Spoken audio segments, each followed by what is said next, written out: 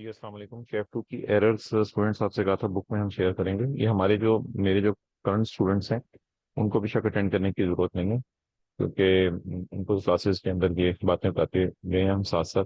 अच्छा भाई, page number 59 पे अगर आप आते हैं तो यहाँ ancestor descendant of any of grand parent adopted child का लफ्ज ऑफ द इंडिविजुअल और स्पाउस ऑफ इंडिविजुअल के साथ मिल रहा है। यानी ये सारी स्टेटमेंट इंडिविजुअल के लिए भी है और उसकी स्पाउस के लिए भी है। मींस एंसेस्टर ऑफ स्पाउस भी आएगा, इसी वजह से descendant of any of grand parent of spouse भी आएगा।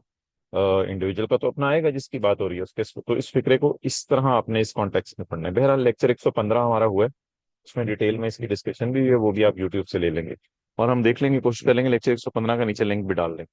अच्छा, दो अटेम्प्ट्स थी, उनका किताब के अंदर क्वेश्चन डला हुआ था, उसका भी हम नीचे किसी तरह ना इस यूट्यूब के लिंक में या एक्सेल की फाइल में कहीं इसका पीडीएफ अटैच करके ना आपको देने की कोशिश करते हैं, या किसी भी तरीके से इंशाल्लाह आपको एक्सेस दे देंगे।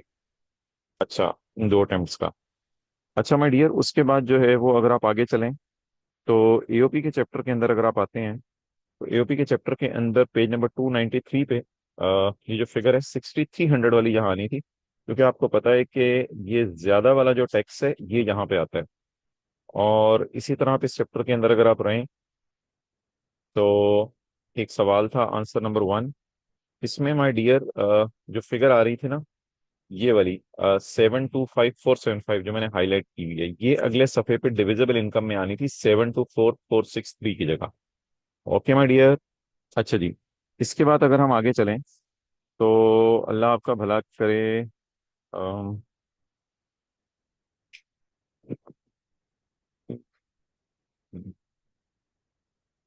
हम्म, हाँ यार, एक चीज है इसमें, आप लेक्चर 115 के ना डिस्क्रिप्शन नीचे डाल देना। लेक्चर 115 आप हमारा अटेंड कर लें, इसमें ना एक चीज मैंने बताई है कि फॉरेन लॉसेस किताब के अंदर ना लिखा हुआ है foreign loss is not adjustable against Pakistan source income. ये चाहे करंट ईयर का हो चाहे पुराने 6 साल का, फॉरेन लॉस को पाकिस्तान की इनकम में से माइनस नहीं कर सकते। लेकिन माय डियर, पाकिस्तान का लॉस फॉरेन इनकम में से माइनस हो सकता है, अल्लाह आपका भला करे।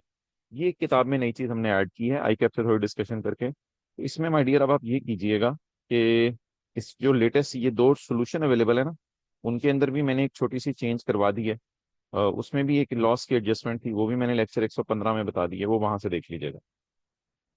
अच्छा माय डियर, अब किताब में अगर आप चाहें तो किताब में फिर एक जगह चेंज करनी पड़ेगी हमें, एंड दैट इज लॉसेस का चैप्टर। नहीं, लॉसेस का चैप्टर नहीं, चैप्टर 17। चैप्टर 17 में अगर आप आए तो चैप्टर 17 में है ये पेज 397। पेज 397 में इस बेस पे पहले आप लेक्चर 3 ले लें ताकि ये लॉसेस वाली बात आपको समझ आ जाए।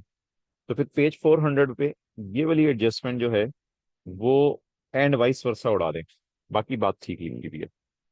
ओके माय डियर, इसके बाद जो है वो आई डोंट थिंक सो कि ऐसी कोई बात अब रह गई है। मैं एक दफा जरा नजर मार लूं। हाँ अच्छा यार, एक चीज है, चैप्टर जो है ना 15, उसमें शायद आपको आइडिया है कि अब रूल ये बन गया है कि आपने 20 मिलियन से कम वाले केसेस की कमिश्नर अपील के पास अपील करनी है और 20 मिलियन से ऊपर वाले केसेस की एपलेट ट्रिब्यूनल के पास अपील करनी है। आ, तो इस बेस पे अब कमिश्नर अपील के खिलाफ आप हाई कोर्ट में जाएंगे या एपलेट ट्रिब्यूनल के खिलाफ भी आप हाई कोर्ट में जाएंगे। तो इस बेस पे क्वेश्चन 36 को आप अमेंड कर लें, क्योंकि इसमें यहाँ लिखा हुआ है हाई एपलेट ट्रिब्यूनल। तो कमिश्नर अपील के फैसले के खिलाफ आप एपलेट ट्रिब्यूनल नहीं जाएंगे, कमिश्नर अपील के फैसले के खिलाफ आप हाई कोर्ट जाएंगे। तो एपलेट ट्रिब्यूनल को काट के माय डियर हम हाई कोर्ट कर देंगे। और जी अल्लाह आपका भला करे, सैलरी के चैप्टर में अगर आप आते हैं तो सैलरी के चैप्टर के अंदर चैप्टर 7 है। इसमें यह है कि अगर एम्प्लॉयर एम्प्लॉय को कोई 1 ऑफ 5 अलाउंस दे रहा हो ना, 1 ऑफ 5 फॉर ऑफिशियल ड्यूटी, तो इसको इनकम में ऐड नहीं करना होता। लेकिन अगर एम्प्लॉय बचत करे तो वो बचत इनकम में डाल देंगे, वो बचत सैलरी में डालेंगे। तो इस बेस पे इसके सोल्यूशन को अमेंड कर लें। 6 लाख उसको बिजनेस टूर के लिए मिला था और उसमें से उसने 4.5 लाख खर्च कर दिया, तो 1.5 लाख की बचत थी। इसको 1.5 लाख यहाँ लिखिए। ओके माय डियर, आ गया।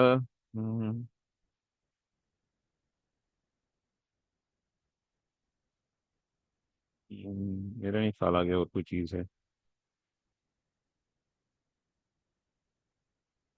हाँ यार, एक ना चैप्टर 13 में जो एग्जाम्पशंस है ना, वो असूली तौर पे ऐड होके लेस होनी चाहिए न्यूमेरिकल के फेस में, जो भी एग्जाम्पशन है चैप्टर 13 में, लेकिन एक दो जगह ऐड होके लेस नहीं हुई न्यूमेरिकल में, तो इसको जरा आप खुद कर लीजिएगा। इसके साथ जो सैलरी के चैप्टर के अंदर है, जिसमें फॉरेन सैलरी एग्जाम्प्ट होती है, तो उनको भी छोटी मोटी एग्जाम्पशन हो ना, जैसे पेंशन माफ है, प्रोविडेंट फंड का अकोमोलेटेड बैलेंस माफ है, उसे हम डैश डाल के इग्नोर कर देते हैं। लेकिन बेहतर है कि जहां भी कहीं किताब में फॉरेन सैलरी दी हुई है, तो फॉरेन सैलरी को आप माय डियर ऐड करके लेस करें। That would be more appropriate, कि फॉरेन सैलरी को आप ऐड करके लेस करें। तो किधर है फॉरेन सैलरी? है foreign salary, that is on page 106। तो ये फॉरेन सैलरी के जो दो एग्जाम्पशन है ना, 102 और 51 के टू, कहीं भी हमारी किताब में अवेलेबल है, कुछ जगह पे तो ऐड करके लेस हुई भी है, लेकिन हर जगह इसकी कोशिश करें।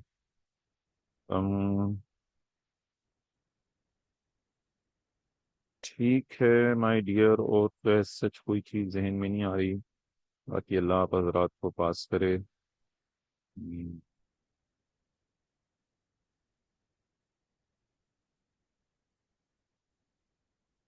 ठीक है जी, क्लोज करते हैं।